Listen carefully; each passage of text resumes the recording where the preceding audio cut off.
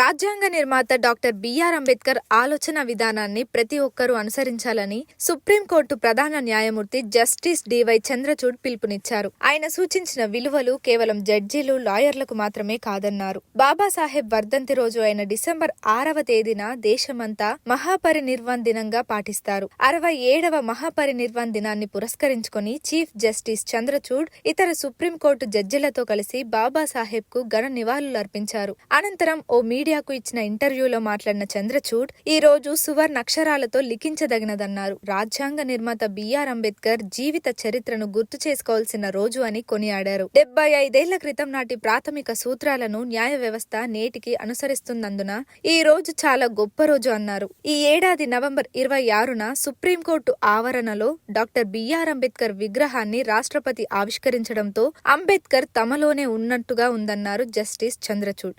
1891 April 1న జన్మించిన భారత న్యాయ కోవిదుడు, ఆర్థికవేత్త, రాజకీయ నాయకుడు, సంఘ సంస్కర్త, సామాజిక అసమానతలకు వ్యతిరేకంగా పోరాడిన డాక్టర్ బిఆర్ అంబేద్కర్ 1956 డిసెంబర్ 6వ తేదీన కన్నుమూశాడు.